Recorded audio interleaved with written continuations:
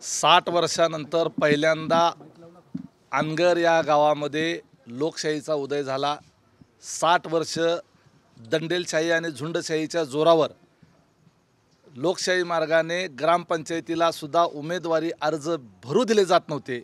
म्हणून अनगरची ग्रामपंचायत जी आता नगरपंचायत झाली आहे ही मागच्या 60 वर्षापासून बिनविरोध होत होती। लोकशाहीचा गळा त्या ठिकाणी दाबण्यात येत होता। प्रचंड मुस्कटदाबी होती।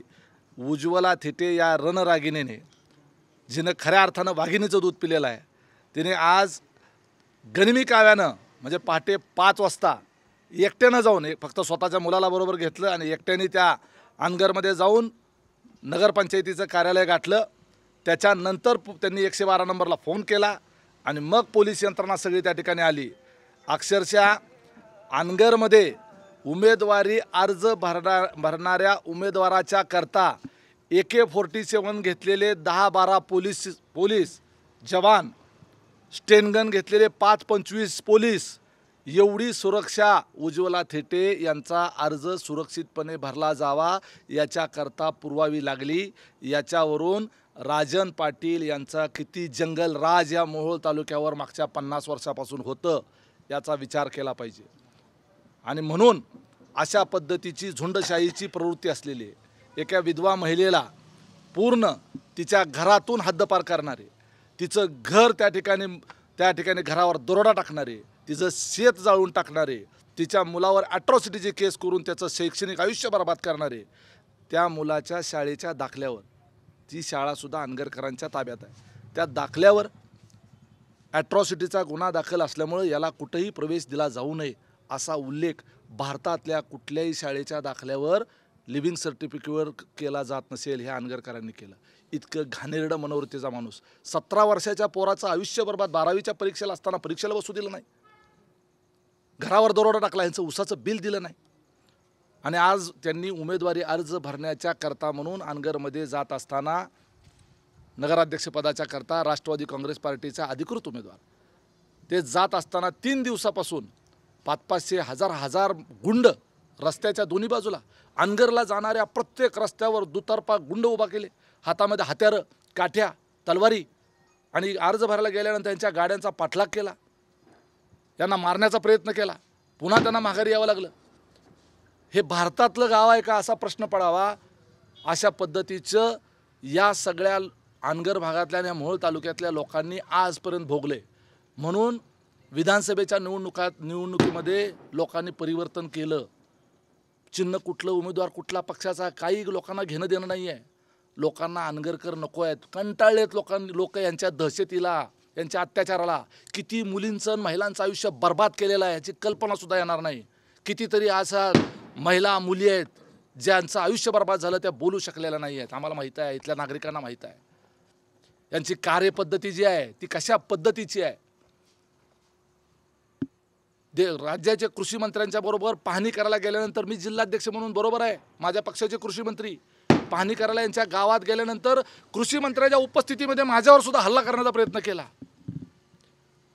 अशा पद्धतीची ही माणसं, त्यावेळेला हे राष्ट्रवादी पक्षात होते, आता हे भारतीय जनता पार्टीमध्ये गेलेले आहेत। मला खरंच देवेंद्र फडणवीस यांच्यासारखं उद्याच्या देशाचं पंतप्रधान होऊ शकणारं व्यक्तिमत्व आहे, स्टेट्समन म्हणून ज्यांचं व्यक्तिमत्व आज कौतुकानं त्यांचं नाव घेतलं जातं, त्यांच्या पक्षामध्ये ही जी असली घाण गेली त्याच्यामुळे आज देशभर भारतीय जनता पार्टीचं नाव बदनाम व्हायला लागलं। देशभर माननीय मुख्यमंत्र्याचं, जिल्ह्याच्या पालकमंत्र्याचं नाव बदनाम व्हायला लागलं। कारण या भारत देशामध्ये लोकशाहीचं 75वं वर्ष साजरं करतोय। भारतीय जनता पार्टीच्या बाबतीमध्ये निवडणुकीच्या संदर्भानं वेगवेगळे आरोप केले जातात, पण ते निवडणुका खेळतात, लोकशाही मार्गाने निवडणुका लढवतात, विरोधकांना सुद्धा लढवू देतात।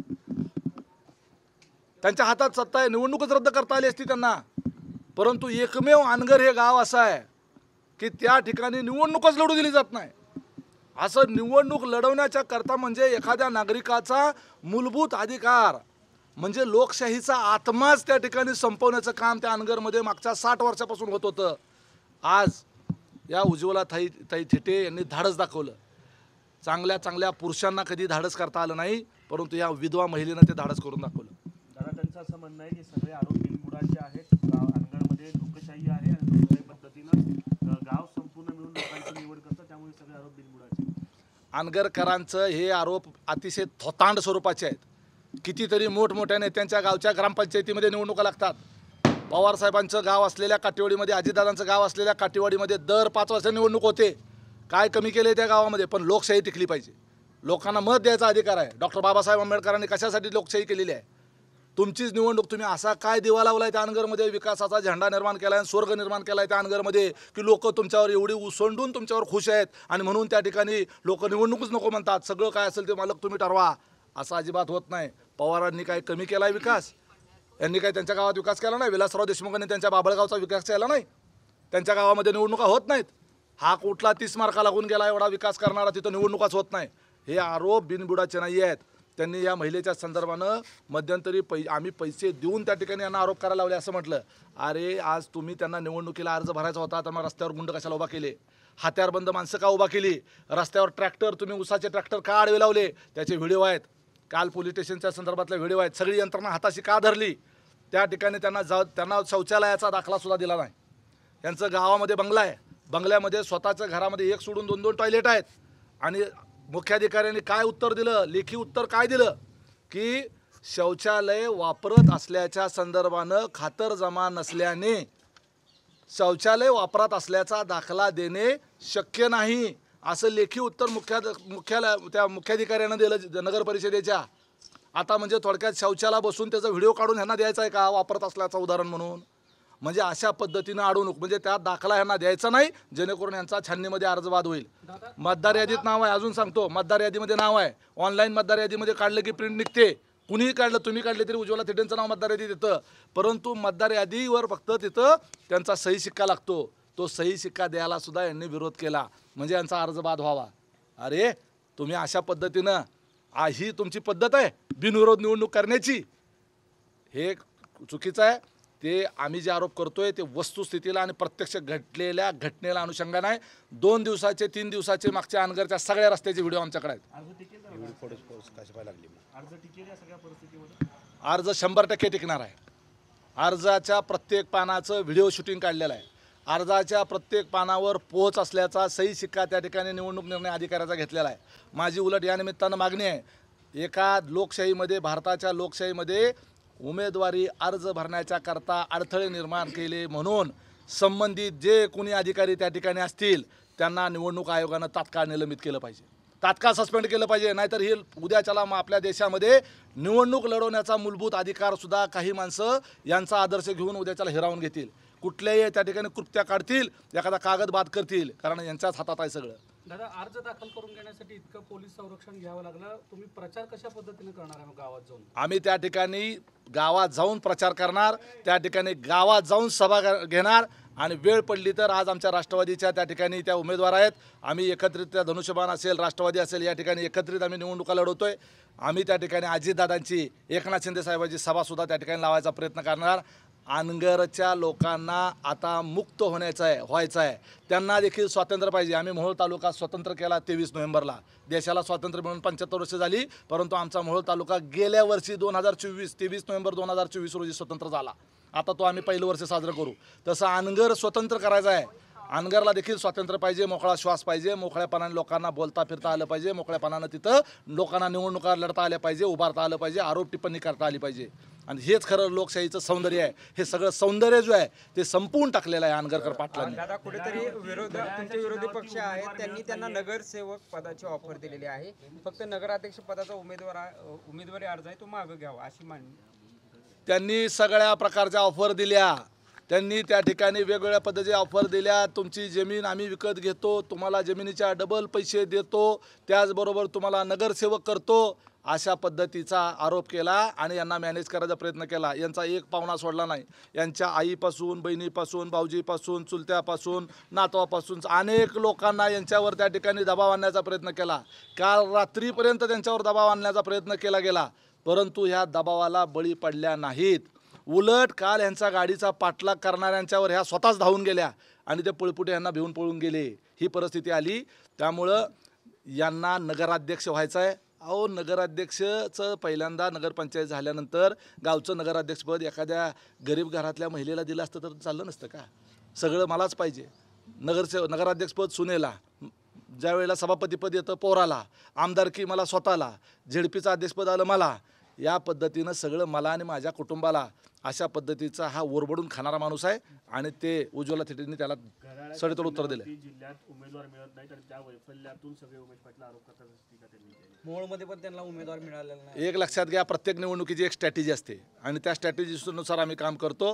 रमेश बारसकर या ठिकाणी आहेत. रमेश बारसकर हे माझ्यासोबत पहिल्यापासून काम करतात. ते अजितदादांच्या बरोबर राष्ट्रवादीमध्ये त्यांनी काम केलेलं आहे. आम्ही त्या ठिकाणी व्यवस्थितरित्या नियोजन करून काही अनगरकरांचे एजंट हे एकनाथ शिंदे साहेबाच्या शिवसेनेत चालले होते, त्यामुळं त्या ठिकाणी इथल्या शिवसेना विचाराचा गैरफायदा घेऊन अनगरकरांच्या एजंटांनी हे मूळ शहर ताब्यात घेतलं असतं. इथं उबाटा शिवसेना जी आहे हे अनगरकरांची शिवसेना आहे ती, आणि ही जी आहे ती अनगरकरांच्या विरोधातली शिवसेना आहे. आणि मोहोळ शहराला शिवसेनेचा रक्तरंजित इतिहास आहे आणि इथली जे शिवसेने आधीचे म्हणणारे आहेत त्यांना मॅनेज झालेले आहेत. म्हणून करता या ठिकाणी मोहोळचा नगराध्यक्ष, पहिला नगराध्यक्ष शिवसेनेचा झाला पाहिजे, कारण शिवसैनिकाचा या मोहोळ शहरामध्ये मर्डर केला गेलेला आहे आणि तो या अनगरकरांनी केलेला आहे. त्यामुळे आम्हाला उमेदवार मिळत नाही असं तुमचा आमदार पाडला आहे, तुम्हाला बोलायचा अधिकार नाही. या मोहोळ शहराने 12,500 मताचं मताधिक्य दिलेलं आहे. आम्ही एकत्रित युतीमध्ये आहोत. तिथंही आमची शिवसेना आणि आमची राष्ट्रवादीची युती आहे. तिथं राष्ट्रवादीचा उमेदवार आहे. आज सगळे आमच्या थिटेताईंच्या पाठीमागं सगळे खंबीरपणे उभे आहेत. आणि काय सांगतात घड्याळ, अकलूजचे सगळे उमेदवार घड्याळावर उभा केलेले आहेत. मंगळवेढ्यामध्ये घड्याळावर उमेदवार उभा केले आहेत. अक्कलकोटमध्ये घड्याळावर उमेदवार उभे केलेले आहेत. पंढरपुरामध्ये काही घड्याळावर उमेदवार उभे राहत आहेत. त्याचबरोबर बार्शीमध्ये आमचा घड्याळावर उमेदवार उभा राहतोय. कुर्डवाडीमध्ये घड्याळावर उमेदवार आहेत. करमाळ्यामध्ये घड्याळावर उमेदवार आहेत. अरे तुम्ही घड्याळ ज्यांनी सोडून दिले त्यांनी घड्याळाची काळजी एवढी कशाला करायची? आमचं आम्ही बघून घेतो. आता तुम्ही कमळ घेतलंय ना, त्याचं बघा काय झालंय. भारतीय जनता पार्टीला मोहोळ तालुक्यामध्ये कुठंच कमळ उगवून यायला जागा दिसत नव्हती, कुठंच त्यांना गटार सापडत नव्हती, कुठंच त्यांना डबकं दिसत नव्हतं. ती गटार फक्त अनगरमध्येच त्यांना सापडली, म्हणून ती कमळ तिथं दिले. खरं तर आमदार राजू खरेंना निवडून आणण्यामागे आपला देखील मोठा वाटा होता. आता या नगरपालिका निवडणुकीत त्यांची भूमिका काय असणार आहे? आमदार राजू खरे हे आमच्या सोबतच राहणार. त्यांचा पूर्ण सक्रिय पाठिंबा, सक्रिय सहभाग हा त्या ठिकाणी आमच्या सोबतच असणार. मी आधीच सांगितलं, आमच्या तालुक्यामध्ये राजन पाटील पक्ष आणि राजन पाटील विरोधातला पक्ष, चिन्ह कुठलं हे महत्त्वाचं नाही. आमच्या तालुक्यात राजन पाटलाचा पक्ष आणि त्याच्या विरोधातला पक्ष एवढेच 2 पक्ष आहेत. तिकडे वेगवेगळी जी चिन्ह दिसतात राजन पाटलाला मदत करणारी, ती चिन्ह वेगळी असतील पण माणसं त्यांचीच असतात. पण इकडे जे आहेत हे सगळे एकसंधपणे राजन पाटील यांच्या विरोधातले आहेत.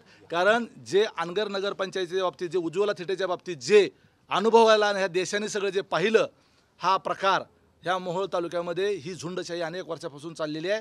ती पहिल्यांदा आम्हाला बाहेर काढायची आहे. मग पक्ष पार्टी काय असेल ते आम्ही दुरुस्त करू. दादा, त्यांनी अशी टीका केलेली आहे राजन पाटलांनी की राष्ट्रवादी काँग्रेस पक्ष आणि पक्षाचे नेते हे वैफल्यग्रस्त झालेले आहेत, म्हणून ते बाहेरून पार्सल आणून इथे निवडणूक लादलेली आहे. मात्र जनता त्यांना हिशोब दाखवेल. उज्ज्वला थिटे ह्या अनगरच्या रहिवासी आहेत, अनगरच्या मतदार आहेत. उज्ज्वला थिटे यांचं घर त्या अनगरमध्ये आहे. उज्ज्वला थिटे यांची 30 एकर जमीन त्या अनगरमध्ये आहे. नवरा वारल्यानंतर स्वतः कष्ट शेतामध्ये स्वतःच्या मुलाला घेऊन त्या गावात शेती करत होत्या आणि तिथंच राहत होत्या. ह्या सोलापूरसारख्या शहरामध्ये लहानाच्या मोठ्या झाल्या, लग्न झालं म्हणून झाल्यानंतर खेडेगावात आल्या. नवरा मेला तरी त्यांनी ते आपलंच गाव सोडलं नाही. अनगर हे माझंच गाव आहे म्हणून सगळं कुटुंब सोडून गेलं, परंतु त्या एकट्या तिथं मुलासोबत तिथं राहिल्या. परंतु या अनगरकरांनी त्यांना त्या गावातून विस्थापित केलं, त्यांच्या घरावर दगड टाकला, मुलाला त्या ठिकाणी बाहेर काढलं, शेती त्यांची जाळून टाकली, मोटरी पळवून नेल्या आणि त्यांचं ऊसाचं बिल देखील दिलं नाही. त्यांना पुण्याला जाऊन धुणं भांडी करायची वेळ आणली. राजन पाटील असं म्हणतायत की माझ्यावरती लाख टीका करा, परंतु माझ्या गावावरती टीका केलेली मला खपणार नाही. अनगर ही गटार नसून ही गंगा आहे. का दादागिरी काय? जर माझ्या गावावरती टीका केली तर दादागिरी काय असते आम्ही दाखवू.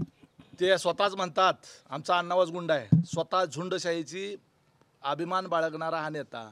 माझ्या पोरांनी 17 वर्षी 302ची कलमं भोगलेली आहेत आणि आम्हाला त्याचा अभिमान आहे असं म्हणणारा हा घाणेरडा प्रवृत्तीचा, विकृत मनोवृत्तीचा नेता आहे. आणि काय गुंडशाही असती, झुंडशाही असती, सगळा मोहोळ तालुका आहे हा सगळा, तुझा अनगर एवढूसा आहे. आणि त्या लोकांना बिचारांना कशाला ह्याच्यामध्ये गुंतवतो? ह्या सगळ्यामध्ये लोकशाही मार्गाने लढायची मत दाखवा. झुंडशाहीने काय बोलता त्या ठिकाणी? आणि माझ्या गावावर, माझ्या आधी म्हणत होता माझ्या कुटुंबावरच बोलतात. तुमच्या वृत्ती ज्या आहेत आज सगळ्या भारत देशाने बघितल्या. Times of India, Indian express, आज सगळ्या नॅशनल चॅनलवर सगळीकडे उज्ज्वला थिटे हे विषय चाललेला आहे. आणि हे आपल्या महाराष्ट्रात हे घडतंय हे, आणि अनगरकर पाटील हे किती मोठे गुंड आहेत, नुसते आडनावाचे गुंड नाही, ते करेकुरेच गुंड आहेत आणि ते आज सगळ्या महाराष्ट्राने देशाने बघितलेलं आहे. त्यामुळं तुमच्यामुळं अनगर बदनाम होतं आहे. अनगरची लोक वाईट नाही आहेत, अनगरची माणसं वाईट नाही आहेत, अनगरची जनता वाईट नाही आहे. तुमच्या या घाणेरड्या वृत्तीमुळं, तुमच्या झुंडशाहीमुळं, तुमच्या जंगलराज आणि गुंडाराजमुळं अनगर बदनाम होतं, एवढं लक्षात ठेवा. एकोपा राहिला पाहिजे, गाव पेटू नये असं सांगणारे आर पाटील सारखे नेते ज्या पक्षात होते त्या पक्षातले नेते आता गाव पेटवण्यासाठी निघाले ना, राज्यभरात केस सुरू आहे अशा पद्धतीची टीका एक प्रकारे अजित पवारांचं नाव न घेता त्यांनी केली. अहो, ज्या आर पाटलांचं तुम्ही नाव घेता त्या आर पाटील हे तासगावमधले अंजनी गावचे आहेत आणि त्यांच्या त्या गावामध्ये सुद्धा दर 5 वर्षांना निवडणूक होते. राज्याचे गृहमंत्री राहिले, जिल्हा परिषद सदस्यापासून राज्याच्या उपमुख्यमंत्री पदापर्यंत गेले, तरी सुद्धा त्यांच्या गावामध्ये 2-3 पार्ट्या लागतात आणि तिथं निवडणूक होते. तिथं लोकशाही आहे. तुमच्या गावात लोकशाही आहे का, ठोकशाही आहे का, हुकुमशाही आहे का, झुंडशाही आहे का, त्या ठिकाणी आणखी काय आहे? गावातला एकोपा असा असतो का कानपटीला बंदूक लावून? गावातला एकोपा कानपटीला तलवार लावून असतो? लोकांना त्या ठिकाणी उमेदवारी अर्ज भरायला जाताना त्या ठिकाणी मारहाण करणं हा गावातला तुमचा एकोपा आहे?